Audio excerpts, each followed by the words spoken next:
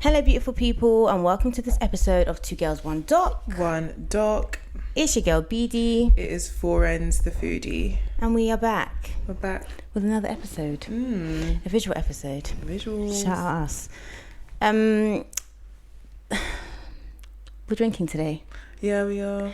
Do you know what? My mum watched our last episode, yeah? And she was like to me, oh, I thought you guys normally drink.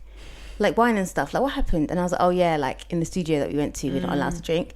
And she was like, oh, well, you should have told us, because I'm sure people were wondering, like, why are you not? I was like, right, boy, okay, girl. Oh, okay. Like branding. But we don't usually, we drink visuals, but not if it's non-visuals. Well, that was the thing. That was part of what we did at the beginning. It was like, we drink and blah, blah, blah. So yeah, she's not wrong. But yeah, that episode was really fun. Everyone who's commented and stuff, like, thank you for that, because yeah, I really enjoyed filming that. I did too. And I enjoyed my time with Moses. Great guy, great vibes. Fantastic vibes. So today we are covering a Netflix documentary. We didn't tell them what we were drinking. Oh yeah, I just started and didn't finish. We're drinking Pornstar Martini. Oh, do you know what? Actually, yeah. So a while ago, my sister got me. It comes in like a box, and I'll make an Instagram reel or a TikTok or whatever. So if you go on there now, it should be up. Yeah. Oh, it comes in like a box. It's like a Pornstar Martini pack. And it has all the things. It has the shaker, it has the shot glasses, it has everything, yeah. And so I just made those, and you can see it. Well, you should be able to see it. Ta-da! Fantastic. Very beautiful. Great presentation. Very great presentation. Thank you. Partly me, partly them. And I was saying to Florence, because she was like, "Oh, is it a prosecco shot?" And I was like, "Yeah, it is." And then she was like, "Oh yeah," because she pours her prosecco shot. And I feel like this is the difference between the two of us. I do take like a little sip. Why? Just to get the taste. Yeah, because I love prosecco, but yeah, I do take a little sip, but then I usually pour it in. I am a shot the prosecco, sip the cocktail. Because the cocktail itself just tastes like juice. Yeah, but the prosecco is to like cleanse the palate before you begin. For me, the prosecco is to give it the buzz and extra. The prosecco gives the as cocktail in the buzz. Fizziness to the cocktail. I'm more of a sparkling nature vibes. Yeah. Okay, girl. Well, listen, it's just about how you like it. It's just about, there's no right, there's no wrong. No rhyme or reason. No. So I'm gonna do my sippy sip, and I'm gonna take my shotty shot. Very delicious. Prosecco is just that, babe. I hate prosecco so much. So why shot it? To get rid of it. I don't know. I like the action of taking a shot. It feels like I love prosecco. It makes me feel alive. You can add cordial to your prosecco, and it's nice. Like, but isn't that Bellini? Royale. Yeah, but I think Bellini's more juice. It's like puree. Yeah, no, it's puree more juice, because like I thought Bellini's puree and then yeah. So you can add that. You can add like it's not by force. I can just drink Asti. Okay.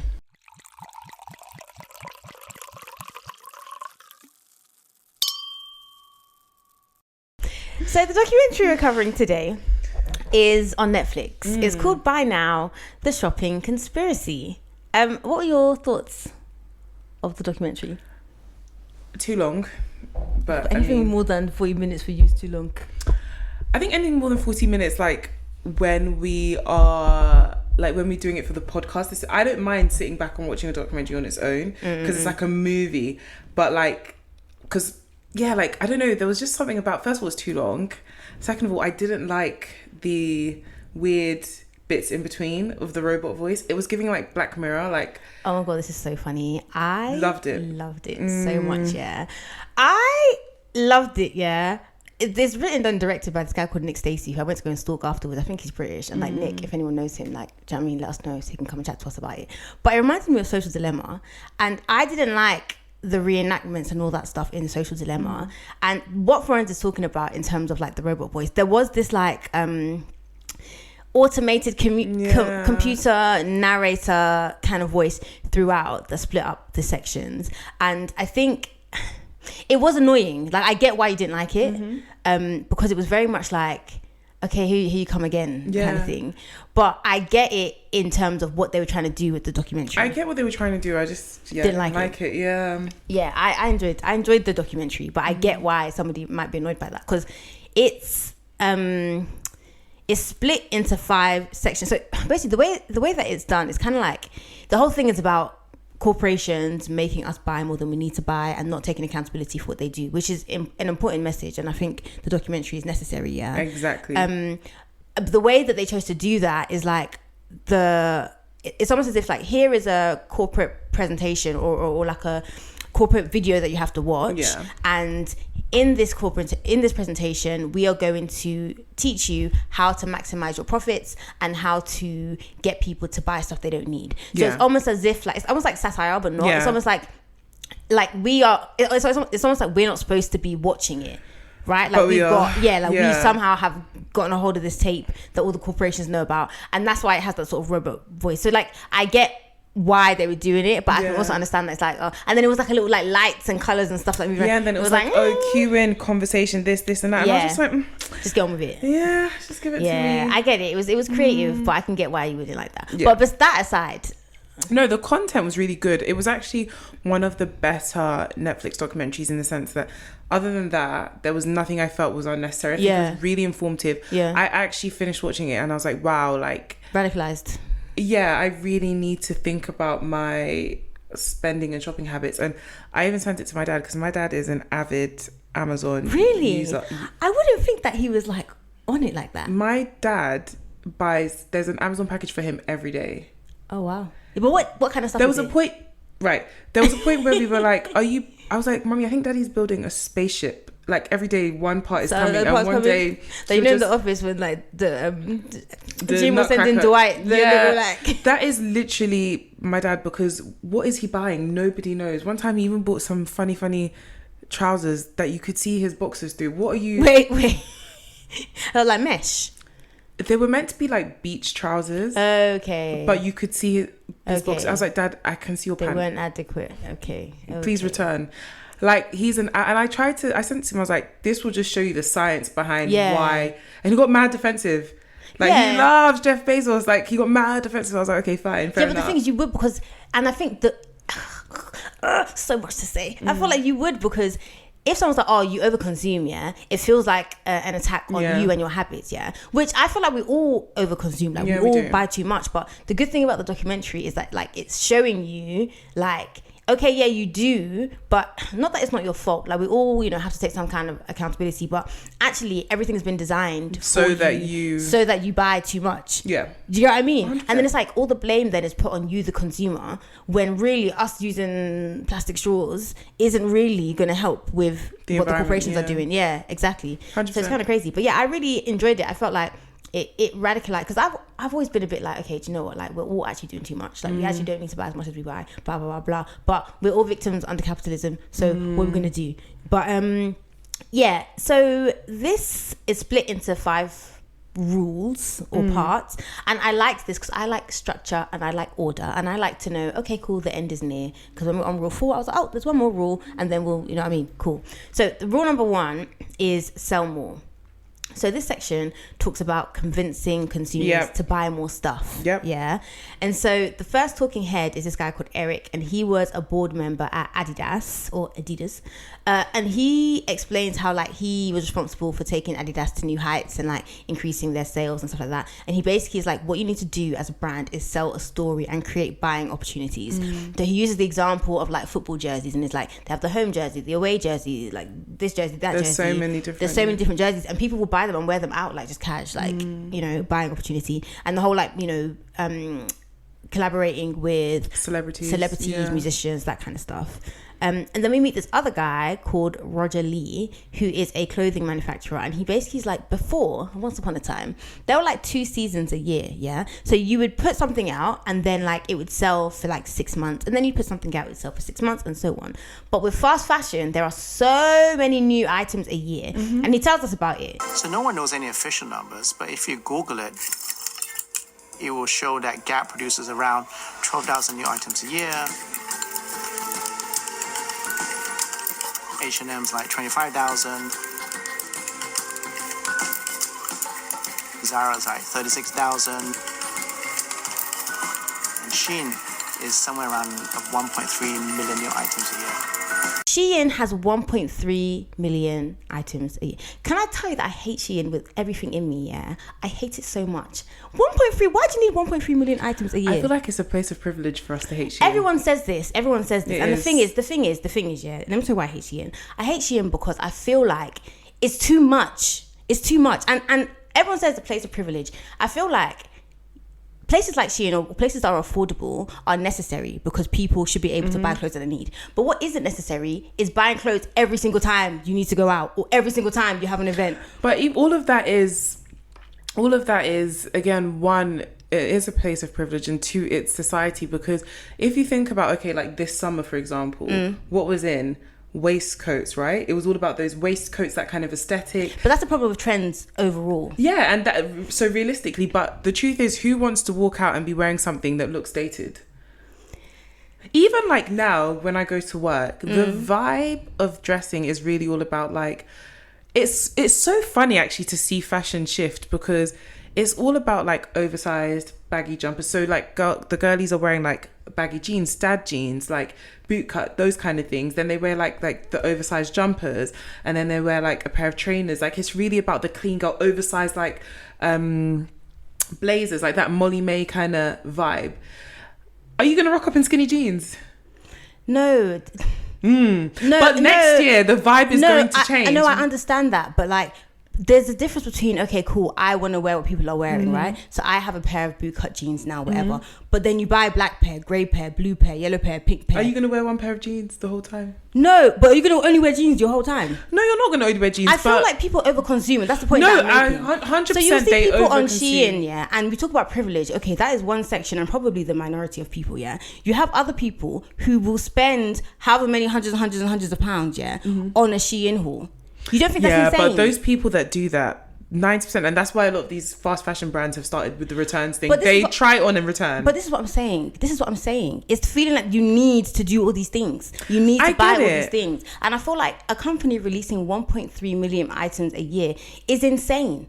It's actually insane. I mean, and if the demand wasn't there, they wouldn't be doing it. That's what I'm saying. So it's just a vicious cycle. I mean, I get it, but I also understand the need, because for me, Shein, you're talking about clothes. How do they differ from like AliExpress? No, or Temu? I said Shein because in this documentary they said Shein 1.3 million compared to Zara, Gap, whatever. Everyone, like, fast fashion is fast fashion, and like no one's saying like, oh yeah, never shop at Zara, never shop at whatever. It's impossible in the world that we live in. No one's buying Louis Vuitton, whatever, and that's not even made better than other things most of the time, yeah. But it's just the sheer like number, or like everyone else fast fashion is here and Shein is like here. That's insane.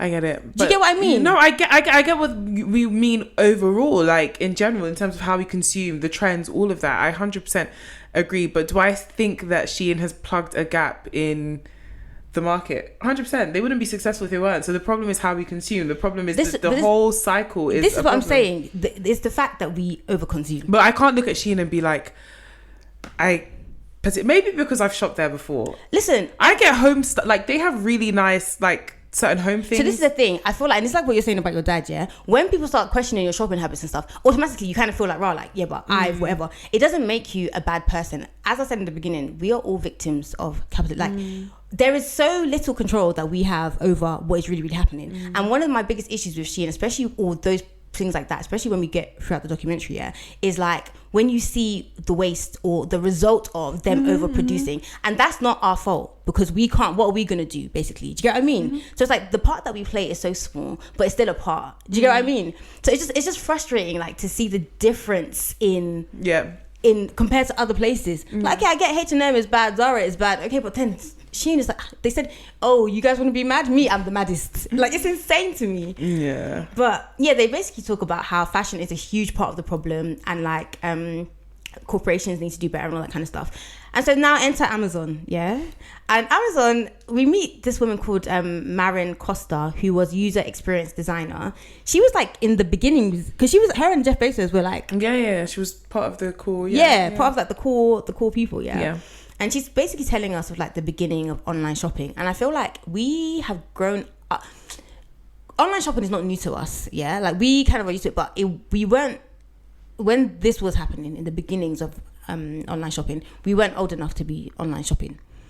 No, we weren't old enough, but I remember. But you remember, and you remember, exactly. But it wasn't like we were doing the shopping, but it was like the beginnings, right? So that's what she's talking about.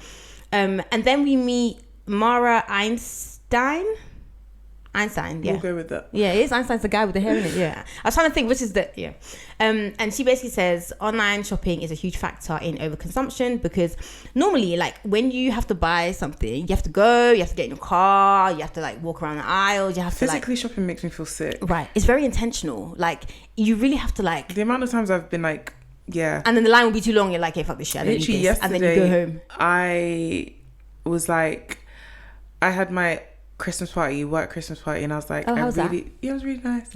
I don't like what I got, and I was like, oh god, okay, I think I'll go to... What do you mean you don't like what you got? Like, I didn't like the outfit I had planned. Oh, okay. So I thought that was they give you presents? No. I was like, I think I'll go to the shopping centre near mine and find something. And then I literally sat down, and I was like, no, I must find something in my wardrobe. Yeah, this is because I'm not going to go. Whereas when I wanted to order, I just click, something came to my house, tried it on. And the only reason probably that like you couldn't have ordered is because of the time period, right? It's like, if there was enough time, if there was enough time to get same thing, I would have done it. Yeah. Because it's just so much more convenient, which is amazing. And like, it's great that we have that. But again, it's like, I've been in Zara sometimes, and like the line is long, and I'm like, I don't need this bad, and I'll go home. I don't actually go home. But online, there's no line. There's no line, yeah. There's no line. Yeah. That's it. So she's right. Yeah, and Amazon, even like when they talk about the way it's designed, it was in action yesterday for me as well, because I finished reading my book. And I was like, oh, this is a really great author. Yeah. I want to read another more of their books, yeah. So I went on Amazon, typed in that author, yeah, and looked at like one of her books, and then I put it in my basket. When I went to check out, it then started suggesting lots of other books by African authors. Yeah. Please tell me why I planned on buying one book, I bought 3. But then you also supported some African authors. Oh no, yeah, that I don't mind. But it just, but that's how I rationalize. That's fine, because it was but that wasn't your plan. But if it was anything else, then you're over. Yeah. And even like my husband has been like to me before, you keep buying all these books. Why don't you go to the library? The library, yeah. Like the books are there. And for me, I literally was like to him, no, like I grew up. My dad has always had like almost like a mini library wherever we've lived. Like if you go to our house now, in his like office, he has like a big shelf full of books.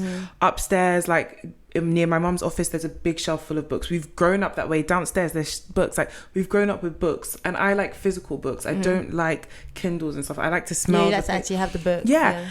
And I was like, I want to pass this down to my kids. Like I want my kids to grow up and there are books in the house that they can go pick and read. Yeah. But fundamentally, what he was saying when I was thinking about it in context of this documentary, like, as a consumer, yes, I'm not like the major problem with the world, but really, if I bought like a Kindle, I would be saving a lot of trees. You'd be saving a lot of trees, but then when the Kindle, which we'll get onto, inevitably the battery dies and you can't replace it and you have to get rid of it, that is also consuming waste. Either way, like, it's your fact. That's what I'm saying. Like, you're damned if you do, you're damned if you don't. Like, you basically pick your poison, and what's the least environmental harm that I can cause, or whatever. Do you get what I mean? Like, there's only so much that you can do. Mitigate, yeah. Exactly.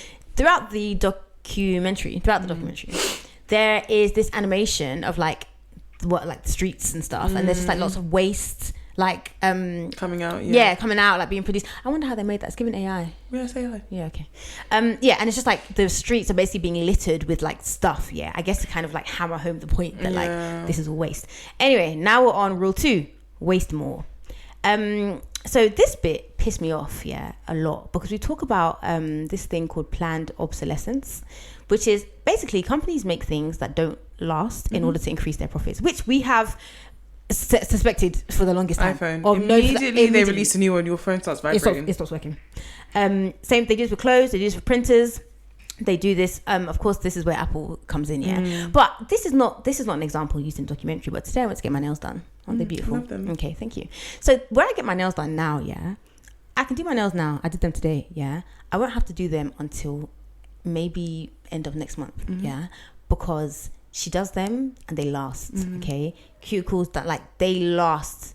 I think the last time I did them was the beginning of October and we're now at the end of November. Yeah, none broke, none fell off, nothing. Yeah, I feel like other places I've gone to before, it's planned obsolescence. Like they do it so that it's and then 2 weeks later you need to do it again, and that's another £25 or however much they cost these days. Do you get what I mean? Like it's actually insane.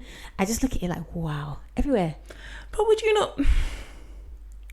Do you know, it's so funny because we were having this conversation about, like, in one of my group chats about how there's no ethical way to be a millionaire. Yeah, there isn't. We all want to be wealthy, like we all want generational wealth and stuff like that. But there's no, like, if I was running a business, I want to maximize my profit. No, of course you do. If it means you coming back when you don't need to, it's crazy as a consumer to see that that's what they do. But that's where the ethics come into it, though. Because this girl that does my nails, she's making bare money. And I'm going back to her every time. But there's other places, they do my nails, I need to do it in 2 weeks. I'm not going back there. Or if I am, it's because last resort, I'm going to somewhere else and I just keep hopping. I've never been like loyal to a person except for where I am now. So she's making her money.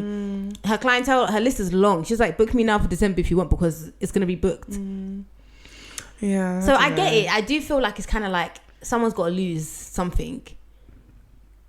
If you... Do you know what I mean? Like, someone's got to lose something. And do you know what I mean? Like, I wouldn't sit here and say I'm a saint, because if I had the opportunity to make a shitload of money, I'm not saying that I'm going to be Jeff Bezos with it, but... He probably didn't think he was going to be Jeff Bezos with it. And then, because even like in the documentary, one of the guys is like, okay, yeah, but then when you have the board looking at you, like, all right, cool, we made 500k this year. And then you say, oh no, we want to be sustainable. Our profits now go down to 250. No one wants that. So the pressure is just getting worse and worse. So what are you really going to do? I don't know about you, but I'm going to make money. I just think that, like, and I guess we get into it later, it's just more so about, like, how can we... Okay, you make all the stuff, yeah, but then you have to think about the other side. The process can't start and stop with, oh yeah, we made this thing, you bought it at the end. Like, it has to continue. No, I agree. So yeah, Nirav Patel, he's who I was talking about. He used to work at Apple. This is just like The Social Dilemma. It is. This documentary is literally The Social Dilemma. It is. Which was a great episode. I think it was episode 23 that we did ages ago. But it basically is like... I barely remember. It was ages ago. And it's all these social media people, again, in this one, these whoever, who were part of making the problem a problem, coming back to say, oh, hey, yeah, sorry, by the way, this is what we did.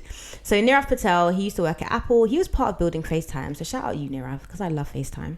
Love FaceTime. He talks about phones and like companies releasing new products all the time. So it's basically like you make a product, yeah, and a product like electronics, a phone, a laptop. You don't have, well, in real life or back in the day, you don't have a phone and then next year you get a new one. You have one, you have it, you ride it till the wheels fall off. A laptop, you have it, you ride it till the wheels fall off. And then you get a new one, right? And it's dead, yeah. But then it's like, again, with the maximizing profits, how do you get people to keep buying if they have this phone? You've made such an amazing product, why would they want something else? You have to keep changing features and releasing new ones and all this sort of stuff. And it's like we always say, Apple is a cult, and I am a member. Like, I've just accepted it. I will never remove.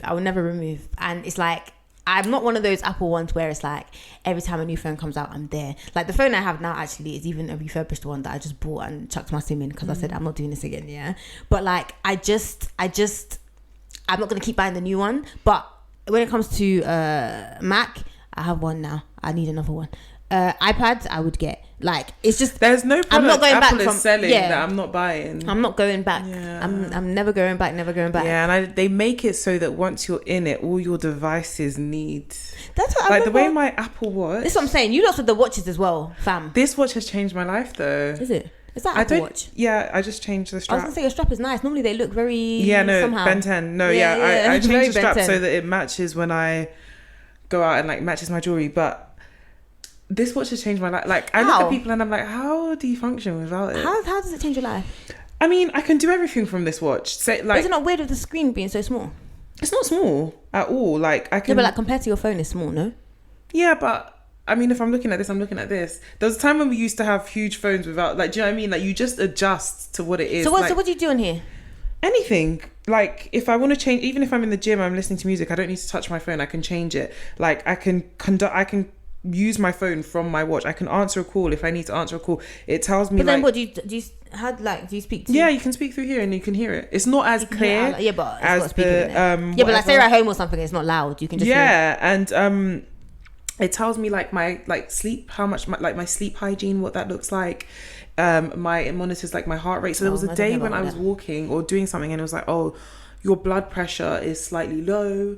It tells me like my exercising, like the step count on your phone is not as accurate as your watch, because this is literally monitoring like your pulse, whereas the phone, it's like if you've got it in hand. Of course, I could be doing more steps than I've been doing. Okay, so this is very accurate. Like, just even having the screen technology, I can't go back to a normal watch. Yeah. Even like the other day, my husband was like, oh, like, you know, something saying about, oh, like, you'll only ever enter a Rolex store when you want to buy my Rolex. I was like, do you know what? I really used Stop it. That is a whole... Stop it. You're telling me if you buy your Rolex, you'll be like, yeah, cool story, bro. Where's my Apple Watch? No. I mean, if he wants to buy me a Rolex, fine. Like, I'm not going to say no. Yeah, but like, I'll have it, but But you're not like, going to wear it. I was like to him, do you know what? It used to be like, I really wanted a Rolex. It's not that deep for me anymore. Like, if I never got a Rolex, I would be fine. Yeah. Whereas, like, if I never got a GLC, I would be fine. I'm sorry. I'm talking about this Apple Watch, yeah? So if you never... So is it... Okay, question. If you had to have a Rolex, you can only have one watch and you have to wear it, yeah? It'll be the Apple. Okay, that's what I'm saying. Yeah. I mean, I'll take a Rolex if you give it to me. Probably just keep it as an investment. But the Apple Watch to me just makes more sense. Like, imagine you having your Rolex and you're looking at it, oh, I can't be fucking answer my phone. Literally, like, do you know how... Do you know how I feel so, like, incapacitated the days where, like, I don't have my Apple Watch with me. That's crazy. Like, I need, like, It's so what do you mean I can't answer my phone? What do you mean I can't? It was designed, like, okay, someone out there, not me, but someone out there might be looking at you like, you are a crazy of course, yeah, motherfucker, probably. yeah. But everything, it was designed that way. It was made that way. Like, look at the way you... Even, me, I don't wear watches. I wear this as a bracelet, yeah? The time is not even correct. The time is not even... What do you mean? I have my phone to look at the time. I literally bought this because I liked the way it looked. It's not even set. What time does it even say? I don't know. It's not this time. So for me, like, an Apple, I think that's probably the only reason I've not become an Apple Watch. What I'm meant it tells me to breathe. It tells me what I'm meant to be doing a day, like, on the screen. As long as I have something in that day, it will say to me, oh, that's what my phone does. So yeah, but I mean, this is what I'm saying. I get it. Do you know what I mean? Even now, like, I want to go and buy the little mini Mac thing. Like, they have done their job. Yeah. They've done it so well. Yeah. Do you know what I mean? They've done it so well. And you could tell me that, like, HTC, Samsungs are printing cold cash that is like legal tender. I'm not. You couldn't convince me. When I had to upgrade my phone ages ago, the guy literally showed me the Android and he was like, but the camera, everything. He was like, I don't give a heck. I said, I understand that, but how will I airdrop from this phone to my Mac? And he looked at me and I looked at him. They said, iPhone, please.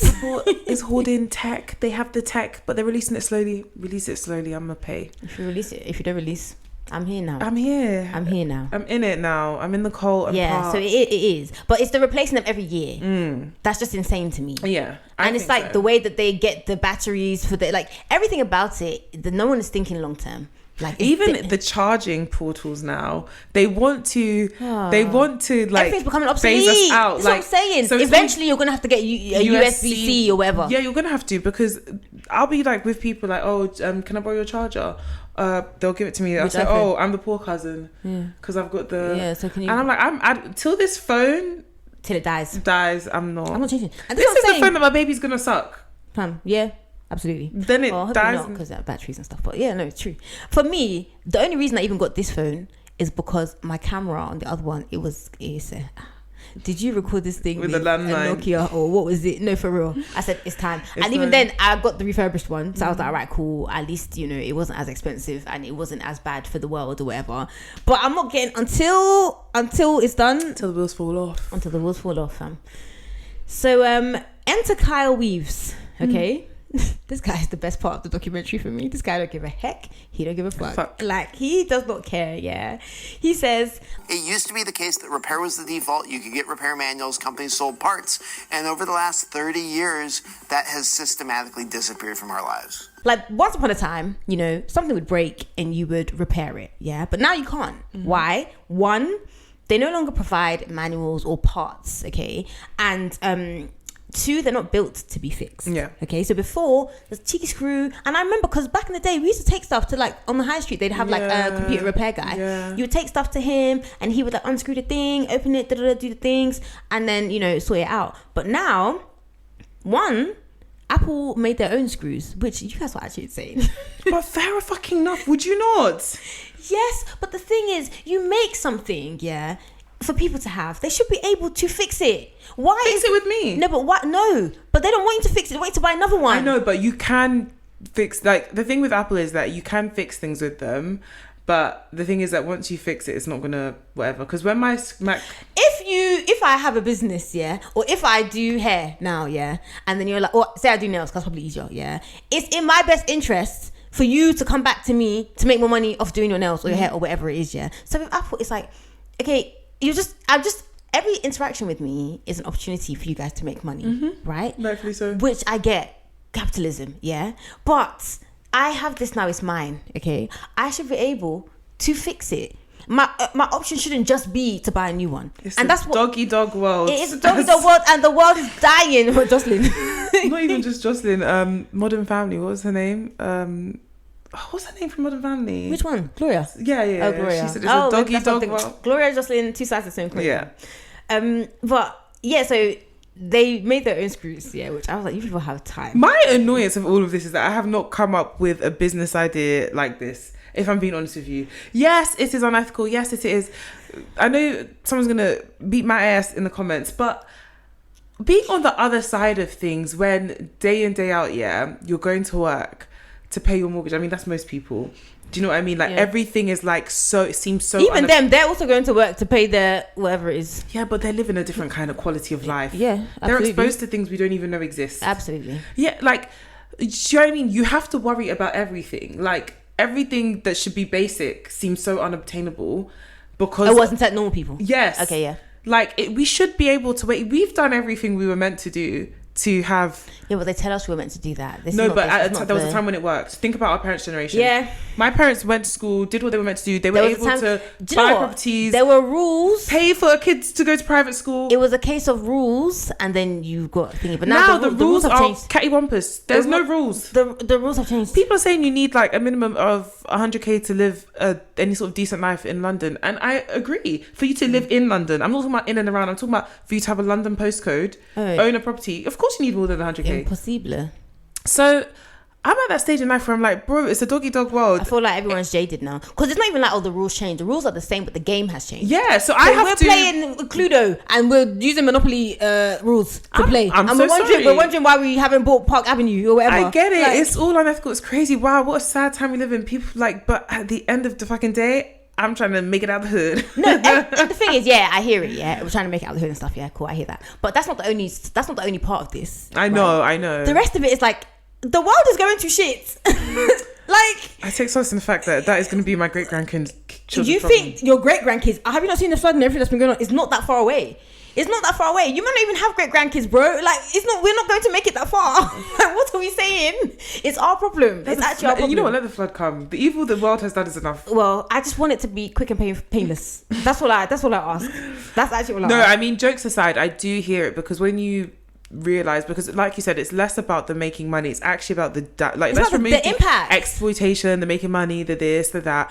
The impact on the environment is crazy. Insane. Like, we're eating plastic. Yeah, we're eating our plastic, world. we're drinking plastic. Like, the world that we were given to build and whatever we are. It's done. It's done now. Yeah. It's done now and you can't go back. And I feel like... We're too late now. Yeah, it's too late. Yeah. But then the thing is, sometimes I feel like, oh, what's the point? It's too late. Everything's fucked anyway, yeah? But then I think it could actually get worse. So maybe it's better to just try and curb it as is rather than it get worse and now we're completely screwed. But I don't even think we could curb it. Because if there was a thing where like all the billionaires were making so much money, yeah, but like environmentally things were okay. No, there'd still be a problem because it was still the exploitation of human beings. No, but this is what I'm saying. And then when I talk about Shein as well and all the fast fashion, that's another part of it is the exploitation of people and people who are. But it's not even just Shein, even luxury brands that are not paying people. This is what I'm saying. So either way, there's so many facets. So yeah, okay, cool. If the environment was going to be fine, obviously the rich it still wouldn't be good because people are being exploited. But that would be one less factor, right? And I feel like when the environment is like fucked, so are the people. So either way, people are just... To be honest, like, the reason why I think we're done out is because... and that's why it's like it's a doggy dog world at this stage. We're done out. So you might as well save yourself, live... Like, and enjoy your life before the floods come. The reason I think we're done out is because what we're talking about to make changes is legislation. The governments don't want to. Yeah. Even in this country, they are so against taxing the people that actually make the most. But it's corporations. It's me. Because the argument is, if we don't have tax friendly policies, these people are not going to want to come and invest in the country, lose jobs, blah blah blah. And I was watching this video yesterday because it was talking about. Oh God, it was on TikTok, and it was talking about what particular. Oh, it was talking about that couple on TikTok where he was like Pookie. I ain't been on TikTok in a while, can't No, I? this is an old video. Oh, do I know it? Yeah, like he calls his, I'm sure you guys know it. He calls his girl Pookie, and they have a lot of money. And they're just like this cutesy couple. I mean, I think they voted Trump, but whatever. Either way, and she was like, "Oh, you guys glorify this couple, crazy rich. Like he bought her a Birkin for birth of their first child. They have money." Oh, sounds like a nice guy. And she was like, "Oh, do you know that this guy's job is dentistry hedge funding or something?" I don't really know what that means. I don't understand what all those things are. Basically, what he does is he finds ways for dentist practices to make more money off of the customers so that they can invest into hedge funds or something like that. Oh, okay. And so it's unethical, you're saying? They said it's unethical. But in America, everything is whatever. So somebody stitched it and was like, yeah, like we live in a world, obviously they use some terms that I don't understand. Yeah. We live in a world where everything, it's basically created so that you are told you need something, but you're not given enough money to need it. To have it, and then they push forward all these like billionaire stories so that you glorify those who are like exploiting you to get those things. And then there's the rags to riches story that you hold on to tell yourself, yes, one day you can be exactly there. And it's like they can do what I can too. I can do. And then people can also shame you and say it's your fault, you didn't do it because I did it when I didn't have enough. And then you're in this cycle where you then become desensitized to the suffering that's happening of other people, because you're just trying to get on top to make it. And then like the things that you are meant to do to get there, you can't even afford to live the life. So then you need to borrow money to get there. You need to borrow to buy a house. Like you need to borrow for everything. No one pays for anything. Like, you know, in Nigeria, like you'll pay everything. My husband was like, he doesn't. I'm not that he understands credit, but he sees it as so negative. He's like, how can you be owing? Yeah, and I'm we like, live our lives in debt. We live our lives in everything. Your car, everything is leased. Yep. Your house, you have even your phone. Your phone, you're paying off every single month. Literally, you're paying. Even Klarna, everyone's paying. Klarna's the one that. I can't, it's like, scary, man. Big it's scary. Women. It's girl. Scary. No, but for me, it's like the big women. It's like, okay, but like, you know, maybe you have a better understanding or you have income. For me, what really scares me is like the young, students, especially because when we were in uni, and like we're not like old, but we were in uni, we weren't buying stuff online. I remember I went to uni in Manchester, and we would go to the Arndale, and the Arndale would do 20% off, and we would physically go to shops to buy things.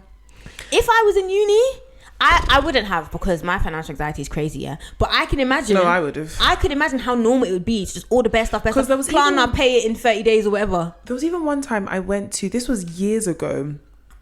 I went to order something, and then they were like, from where? Oh, like online. Yeah. Oh, okay. And they were like to me, so this was when Klarna first came out. Yeah, this one I was like, this place is dangerous. Yeah. They were like to me, spread it over whatever month. Yeah, like 3 months or something. And it's free interest free. And I was like, I might as well. Like, yeah, because why not? Then later I was like, this is off. It affects your credit.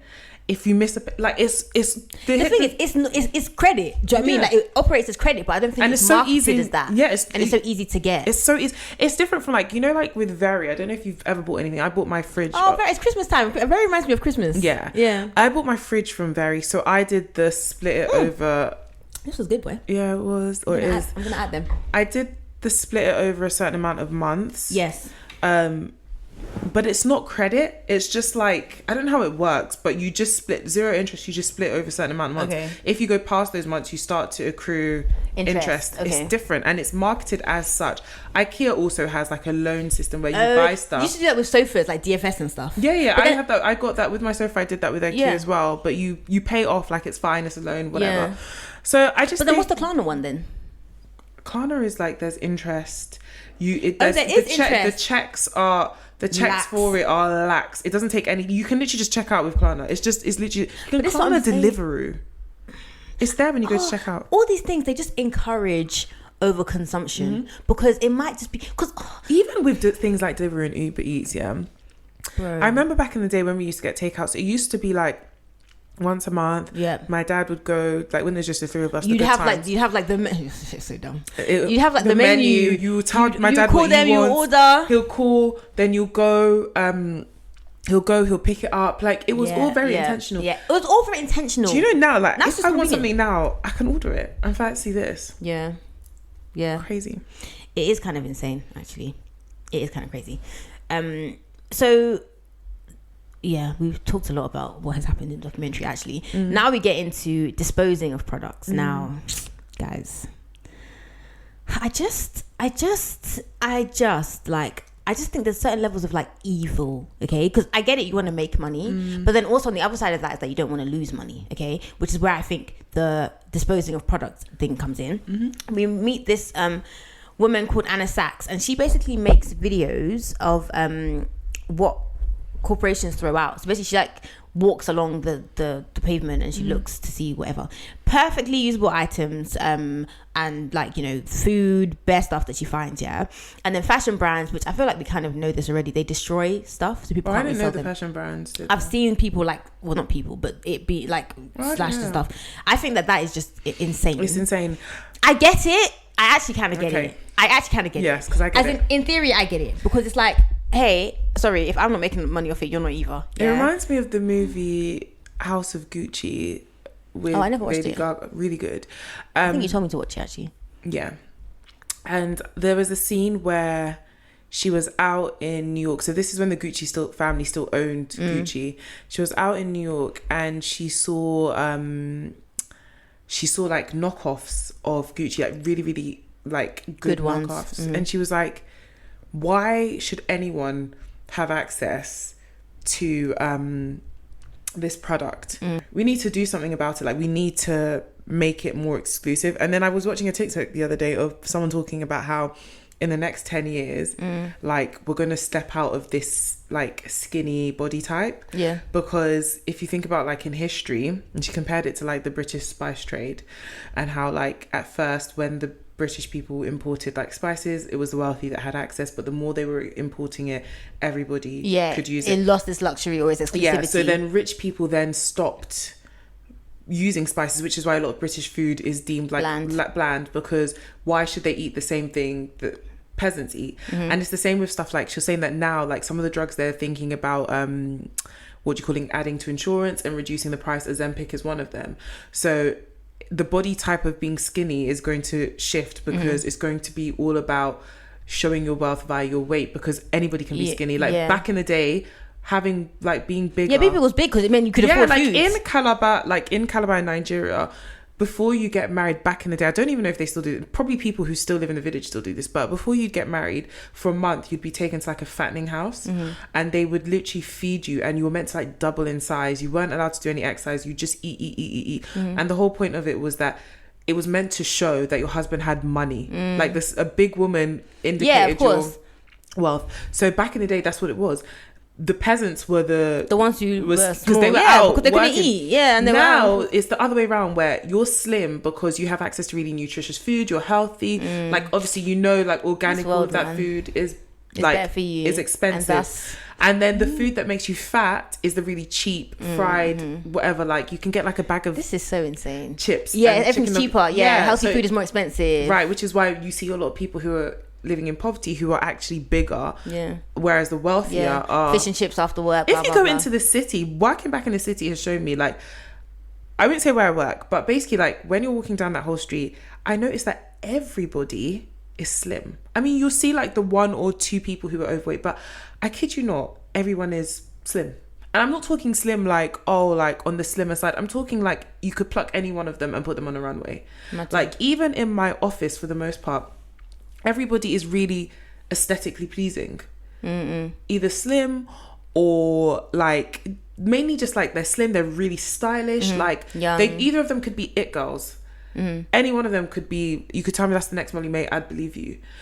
So soon that aesthetic is going to shift because everybody's going to look like that. Like the idea was not... It's always about being exclusive. Exactly. It's always meant to be a club you shouldn't enter. The idea was not that you would walk down a street and see everyone that looked like a celeb. Yeah. So yeah, it's very interesting. So it is very interesting. It's very, very interesting.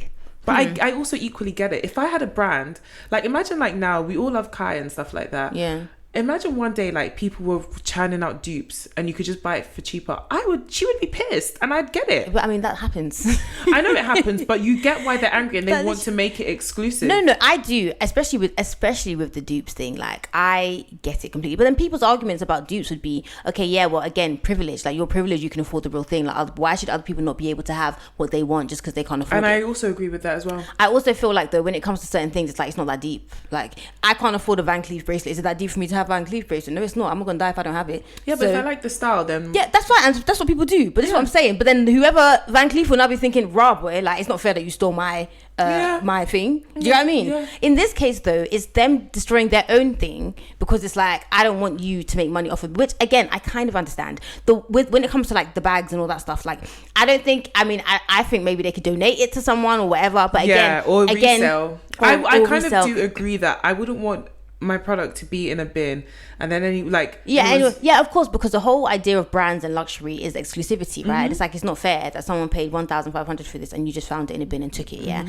Whatever you feel about that, fine, whatever, that's their thing. But what I don't understand, because Anna asked people on TikTok to share their experiences of where they work. Yeah, it's crazy. Especially the food one pisses me off. Okay, because food is not exclusive. Like, everybody gets to eat, so what are you talking about? Okay. At the end of every shift at Panda Express, you mix all of the food together so that no one wants to eat it.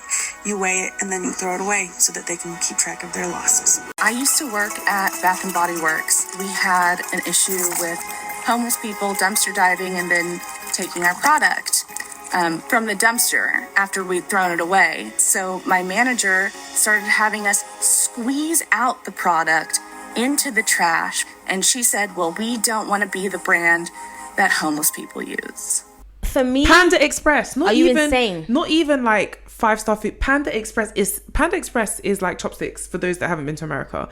It's not exclusive, it's not special, it's literally like chopsticks. You just all walk and they mix everything together so nobody will. Do you know what? It's Funny so enough, vindictive. I'ma still eat it. It's so vindictive. Noodles mixed with shrimp, rice, whatever. Shrimp, it's all mixed. I'ma eat Tell it. me, Literally, it's I'ma ridiculous. eat it. The one that pissed me off the most, after the Panda Express one, was the Bath and Body Works one, because they initially throw the stuff away. It's good, isn't it? Very good, yeah. Throw the stuff away, and then the homeless people started taking them, and then they now would have to entitled to bath.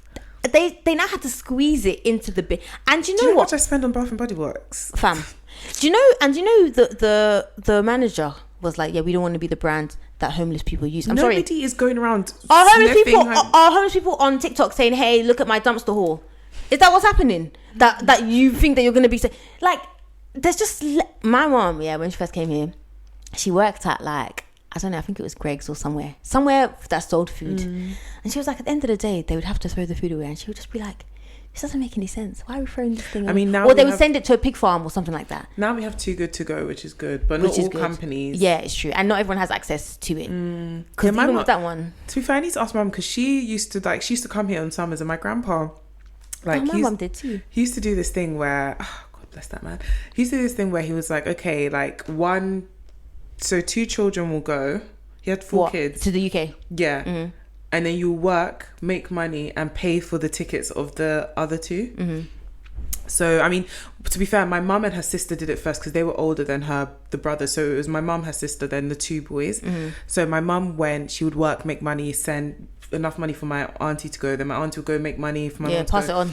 Yeah. And so one of my mums... Do you want to take the money or double it? And do you know what? I think I'm going to do stuff like that with my kids, because my grandpa had money. Like, he was the first black MD of Texaco, Nigeria. Money was not a problem for him, but he definitely taught his kids it's not how I think kids value. It's like the value of a dollar. Yeah. So my mum, one of her jobs was BHS, and I remember saying, BHS is done now, isn't it? It's gone. There's one in Harrow. Do you remember? I don't remember the one in Harrow. The one we used to go to was Central somewhere. Was it Watford? I think it was Watford. There was one in Watford. There was one in Harrow. My mum loves a Watford. I think it was St George's.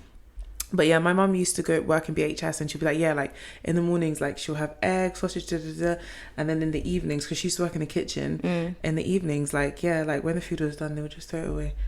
They'll let them pack what they want to pack, and then they'll throw the rest away. My mum says to me, she used to just like take and give to people, because it's like there's actually it's so easy, yeah, as a corporation, even if you don't care about society or people, even if you just want to appear to be doing something good, it's so easy for you to be like, hey, like we donate our thing to a homeless shelter nearby, or wherever you are, like there's homeless people everywhere. It just doesn't make sense to me that like that's not your priority. Like it's just so bizarre. It's just now they do it because of the cultural shift in terms of it looks better to do it. Yeah, exactly. But as long as they're doing it, man. Meanwhile, Amazon are dumping bare stuff. Like they're just getting rid of it. I think it's cheaper to get rid of it than to. I must be honest, I don't understand the concept of Amazon, and some part of me doesn't want to, in the sense that how can then you feel like more complicit than you already are. How can I go on Amazon and I can buy a book in the same place I can buy MSG, in the same place I can buy a vibrator, in the same place I can buy my hair extensions, and I put these things all in my basket and they come the next day? Where is this magical kingdom? Who are the sorting bees that are picking whoever they are underpaid, and everything is next day delivery? So is it that there's one mass warehouse with every single thing? If you sell on Amazon, you don't keep your things in your home, you send your stuff to the warehouse, and then that way they're available for when you can, if someone orders it can just but get this shipped warehouse out. has everything. Yeah, but okay, I sell hair extensions. I know, but what I mean is that how is it every possible thing any human being could want I can find on Amazon for next day? Listen, I've listed out things that I have actually bought from Amazon. Yeah, I have bought MSG. You can get anything from there. I have bought noodle. Like I bought dumpling wrappers. Listen, and you know what? I remember, maybe I invented this. I don't know. Maybe I imagined it. Sorry. Amazon was initially just books, right? It was either books or something. It was something innocuous. Yeah, it didn't start. And people were kind of like, "Oh yeah, well, you know, it's only this." They told him it was never gonna amount to anything. But people didn't think it was ever gonna be threatening to. Now Amazon is threatening libraries. Mm-hmm. Amazon is threatening. Yeah, because what the fuck am I doing in the library? I don't know. I still think they're very precious places. Again, if we're talking about privilege, it's a place of privilege. You don't need a library. You have access to computer. You have access to internet. You have a library of books in your own house. You don't need it. But libraries are actually important for society. People need them. Because you don't need them, it's like, I don't need a library. Again, privilege. You're up on your high house in your mountain. It's not even about, maybe it is, but also it is. Of course, it is. Everyone's got privileges. Do you know what I mean? It's just like going to a library. Like, I know the specific kind of book I want to read. I type it in my laptop. I have access to it. I have to now start combing through. I don't even like going into like a Waterstones. Like, it's not even about library or not. I don't like going into bookstores. I feel like I never get leave with what I want. Whereas if I go on like Amazon or whatever, I can be very poignant and that's fine. Like, no one is saying that you're a bad person. No, I'm not saying I'm a bad person. I'm just saying that like with libraries, it's so far out of our remit, because when's the last time you just go to a library? No, I know. So that's what I'm saying. Well, let's go to libraries. That's what I'm saying. People do. I remember when she said that. I was like, girl. People go to libraries, man. Do you know, for me, I actually signed up for a library, but I just never went. That same book that book you gave me, I'm still reading. Which one? Because I might take it back. No, I haven't finished it. Girl, but you've read it already. What book was this? It's the Vanishing Act. Oh, I need to take that back. No, you're not taking it. Because my library, I actually was thinking the other day, I need all the books I've given to people to come back. I need my library. So back when I finish it, you can have it back. Then what's your problem? You've now had it back. You've had it for over a year. I haven't had it for over a year. What are you talking about? I got it when I did your hair the last time. Was that when I gave you? Yes. You've had more than enough time. I'm averaging at a book a week. What to do for you? What's that got to do with me? I'm gonna take my book back today. No, you're not taking it from. I'll throw it away before I give it to you. You are part of the problem. Okay. I just realised actually, I was looking at my library and I was like, there are things missing here. I need it in order now. Yes, I've told you that I have it. It's not like I'm trying to steal it from you. In a place now where I need to visualise all my books, have them there, look at them. The ones I want to reread. The ones I want to look at. I'm in that headspace now. Okay, you'll get it when you get it out. Relax. Rule 3. Lie more. Okay. Niggas. Well, I wasn't going to say it, but we meet this woman, I think, Jan Dell. And Jan is trying to make #lying labels happen. Yeah. Mm-hmm. It's not going to happen. But I hope it does happen for her. It won't. #lying labels, but I don't think it's going to happen, babe. But I hear your cause and I agree. So basically, she just tells us that, all these recycle labels are lies, okay? Lies and deceit. And she will not be silenced. So, she wants us to know that all these rules around packaging, they're really lax, okay? Yeah. So companies can really do what they want. And it's almost like it pacifies the consumer, because it makes you think like, pacifies isn't the word, what's that word where it's like, it makes you feel like it's okay. Like, it makes you feel like, oh, you're not complicit. Anyway, that word, yeah. Yeah. It makes them feel like, Absolves you of guilt. It absolves them of guilt. Exactly. And then frees up that guilt space to make more purchases. Okay. So we think stuff is getting recycled, but either it's getting buried or it's getting burned. In any case, yeah. So Jan is kind of like, listen, people think the answer is to recycle more, but the answer is to make less plastic, because plastic is a problem and recycling. Why can't we just is a move scam. away from plastic? I don't understand it. Because plastic isn't like it's a natural resource. There was a time where there was no plastic. I don't understand why everything has to be, because it's cheap, I think, and it's even easy. car parts. I think it's cheap and easy. Yeah. Clothes are even plastic. I think when you think plastic, you think like a water bottle, but like plastic can come in so many different forms. So it's kind of crazy. So we get into greenwashing, which they describe as companies pretending to care about sustainability. So they do this in different ways. Like they might use nature in ads. They might use a lot of like green branding and all that kind of stuff. But really, they're not doing anything about helping the environment. Like some people are. Like, I don't think that you can ever like outweigh the damage that you're doing by producing stuff. But some people are trying to like at least even the the scale a little bit. So now Maren from Amazon, you remember that woman in the beginning? She starts to feel like really badly about the damage that Amazon is doing, like her like complicity to it. She starts calling out Amazon and threatening like strikes and stuff whilst working at Amazon. This is crazy. Just put a pin in that. Okay. Now we're on rule 4, okay, which is hide more. So we're in Hong Kong all of a sudden in like some like dump site. Random, we meet this guy called Jim Puckett, who is a waste investigator, and he says that waste has always been a thing, but there's more of it now, and also it's toxic because electronics. Okay, so no one is saying like, oh my goodness, waste. It's like, okay, waste has always been a thing, but now there's more of us, there's more of it, there's just more. He puts trackers in electronics and he takes them to recycling plants, and then he basically sees, okay, cool, is this going where it's supposed to go? The first thing I thought is, who's paying him for this work? I think he gets paid in vibes. Okay. I don't know. Maybe so. It's definitely not government that's paying him, because it seems to go against their interests. Yeah. So, he discovers that these things are getting shipped abroad, which is illegal. But illegal, really, what's the difference except an I and an L? Because I feel like if the government don't really care, then why should there's no consequences? Like, why would the companies? So these things, these like electronics, they go abroad and abroad, away, somewhere else. Somewhere not your problem. They're poor people, we don't care about them, kind of thing. It's not my problem. Stop exactly. being poor. Exactly. Just stop being poor. So they get smashed up, destroyed abroad, and then this releases toxic chemicals, which can cause many illnesses. And then the Apple guy, what was his name? Nirav. Was his name Nirav? Mm-hmm. Yeah, him. Yeah. Nirav Patel. So he is saying that basically when designers design things, they don't design with waste in mind. Yeah. They don't think like what's going to happen after we finish with this thing. Yeah. And that's basically the problem. So these things, especially clothes and shoes, which we now get into, they get dumped oftentimes in less economically developed countries. The one that we always hear about is Ghana. Mm-hmm. And I feel like they mentioned Ghana when we did that Vinted episode. Did they? Well, we've done something where they've mentioned how clothes are getting dumped in Ghana. I feel like I've heard it before, but yeah. So we meet Chloe Assam, who's a designer, and she's in Ghana, and she's like, bro, like, all these things and these clothes that you give away, and even the giving away, it makes you feel like you've done something good. Like, I've given my clothes away, blah, blah. Away is nowhere. Like, away is just another country where these things are just like messing. Like the beaches, oh my God. That was crazy. Even they showed one clip of, I think it was Dominican Republic, and like the ocean was close. So you can see the waves waving, but it's close on top of the... How do they just feel like it's okay to dump stuff there? But then I'm like, what are the incentives? Are these countries getting paid? They must be getting paid to take it. They must be getting paid, yeah. And then it's even sad that like they have to... Exactly. Yeah. It's even sad that they have to... It's almost like it's not really an option. Yeah, because you feel like we need this money for our country. Mm-hmm. Oh, what's a couple of clothes? Mm-hmm. But Chloe's telling us there's like 15 million pieces of clothing that come in every week. There's 30 million Ghanaians. It doesn't add up. The maths ain't mathing. Like, it's crazy. And it's like these clothes are made of polyester, which is basically made from oil, which when washed releases microplastics into the water, which goes into our bodies, which causes disease, cancer, neurological disorders. Why, like, cancer rates are going up. Yeah. Like 1 in 2.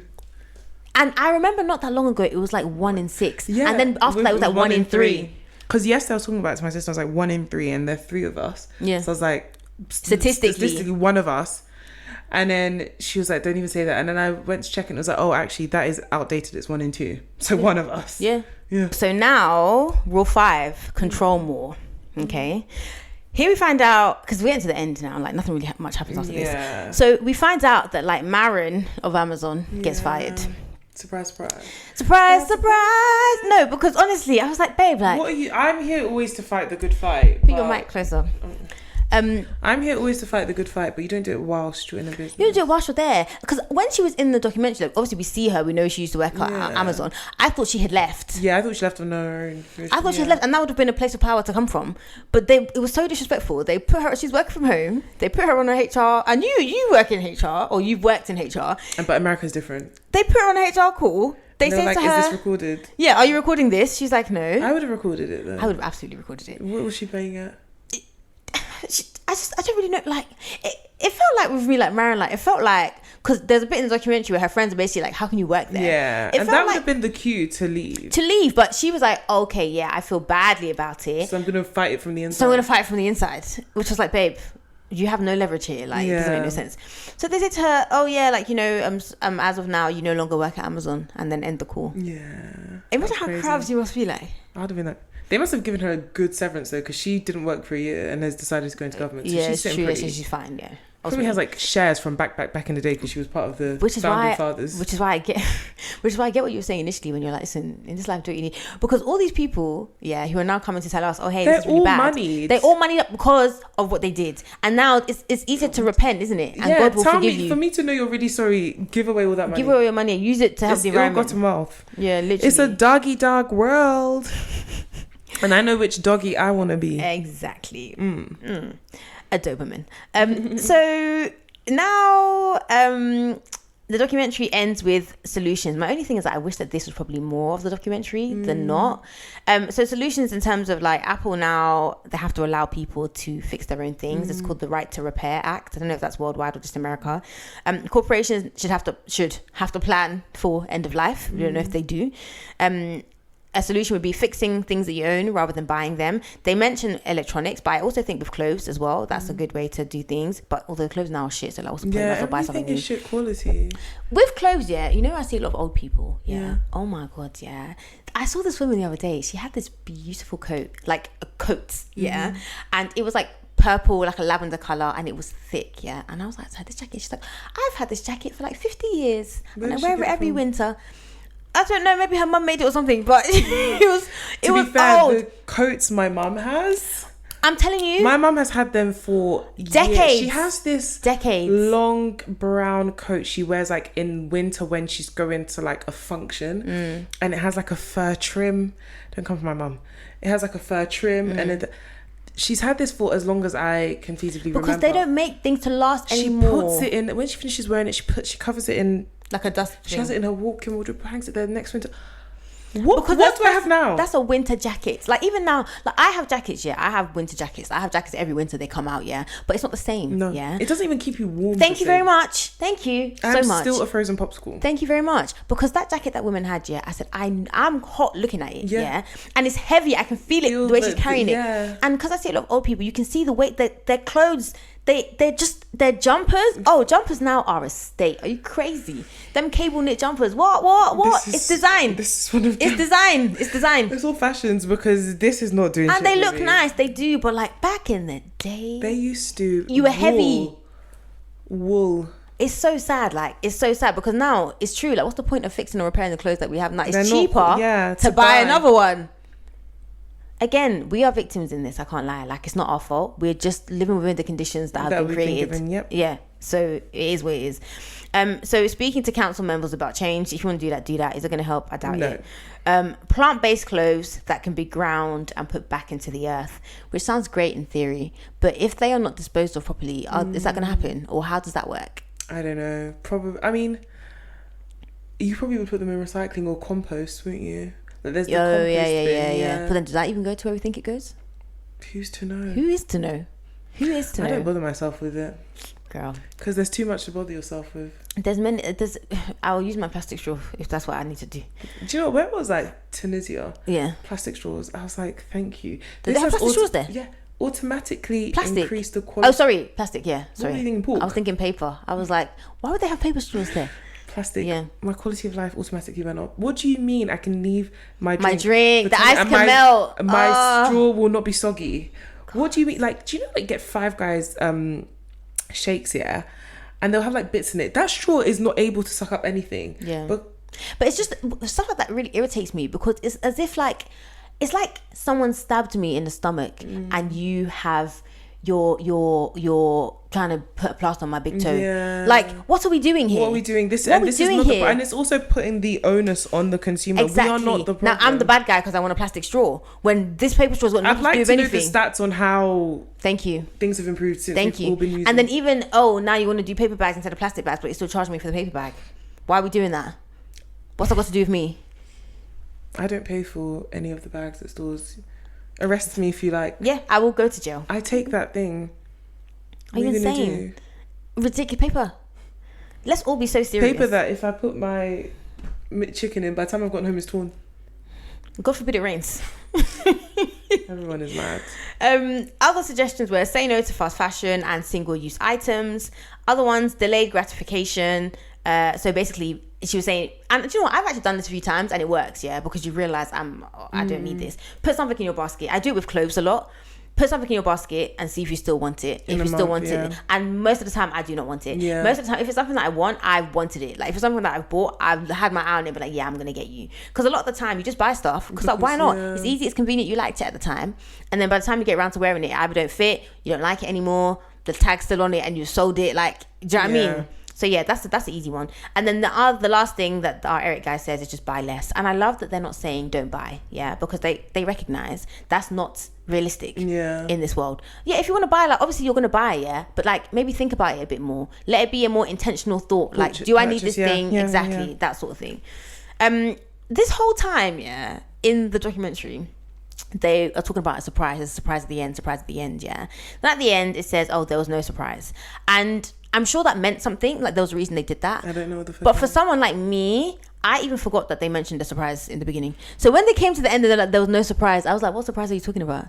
It's only because I watched it twice. The second time I was like, oh, they literally referenced a surprise between every chapter. They're like, oh yeah, and don't forget the surprise is on the way. And it's like, maybe it's something to do with how we consume, and we're told that something is meant to be more than it is. I don't know. I think it's directed at the corporations, because remember, this video is in it's two corporations. Yeah. So yeah, maybe, I don't know. I didn't get that though. If you got it, let me know, because I didn't get it.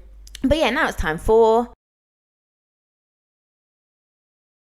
our segment where we talk about something during the documentary that may not be criminal, but we definitely consider to be a crime. Have you got one? The old Jeff Bezos. So they showed videos of him when he was like first starting out Amazon and he was young. Yeah. And if I were him, I would have had all of those videos erased from the internet. You know how you can barely find like Kim's sex tape with Ray J? I would have done that because he looks terrible. Well, it's not even the same person. Right well, now, maybe the money made him. It did. Jeff Bezos now, I potentially would throw him some ass. The Jeff Bezos then, I wouldn't even let him hug my left toe. So I would never have allowed, if I was him, I would have had all those videos scrubbed from the internet. It doesn't even look like, he looked like... Maybe he doesn't even mind. Maybe he doesn't mind the way that he... Then he is he looked. Better man than I am woman. The real crime, I think, Anna, the person who finds trash on the street, or not trash, well, corporations throwing stuff out. So there's one scene where she's talking about how they're wasting food, yeah? And she's showing all these bagels that they had thrown away. And she takes each bagel out and she puts them on the pavement, on the outside, on the floor, yeah? And shows how many. And I said, you two, you're complicit. Because why did you put these bagels on the floor when we could have taken them in the bag and given them to someone to eat? Yeah. Are we now going to give it to someone to eat after they've been on the NYC streets? NYC of all places. Of all places. Is that what we're going to do? Worst of all streets. It didn't make any sense. And then the other crime, I think, was they had this song at the end. Oh my God. The auto-tune. I had to exit after that. I was like, I'm not going to listen to this. I said, guys.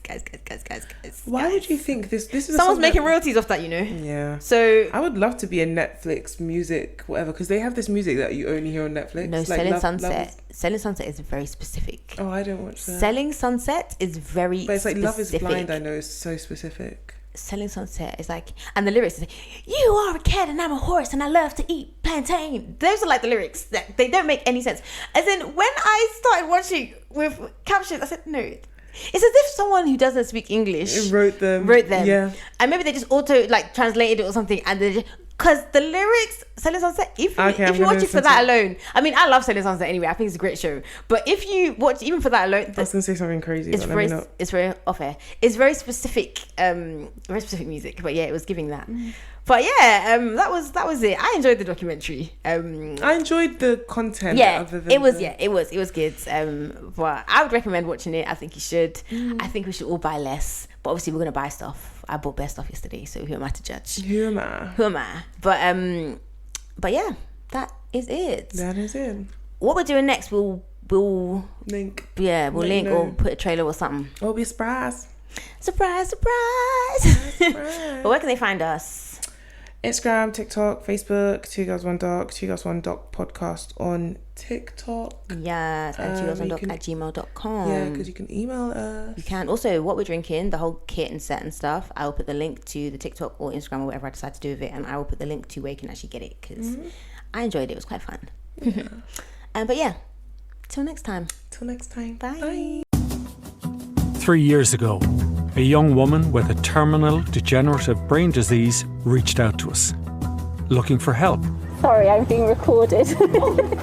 She wanted us to tell her story to the world. Imagine if I drew a line on your feet and you could only feel one side or the other.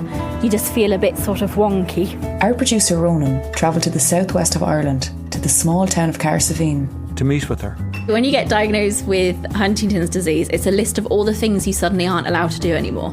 This appeared like the story of a brave young woman in a battle for life. For me, it just felt like my life suddenly got very, very, very, very small. I'm Carrie Jade Williams. Carrie Jade Williams. Carrie Jade Williams. For months we followed her story as she prepared for pioneering brain surgery on the other side of the world. So I've been doing practice runs with drilling noises, because you have to prepare for all of that. But nothing happened. Then, Carrie Jade Williams disappeared. No sign, no word, nothing. Fast forward a few months and Carrie Jade Williams reappears. Not in real life, but on TikTok. Where a French couple are suing her. And I can't back down because I would lose the few assets I do have. And as I'm terminally ill, I self-fund all my medication and my experimental treatments. So I don't have the luxury of just being able to pay them off to get them out of my life. So we have to sort of stand firm in this. Before long, her story exploded online. With outrage. But that outrage quickly became something else. Her real name is Samantha Cooks. And she's been arrested for pulling cons like this before. Bloody hell. Is she even disabled? Turns out Carrie Jade Williams does not exist. That name is just one of the many aliases that a woman named Samantha Cooks has used. You were clearly carrying out a deception.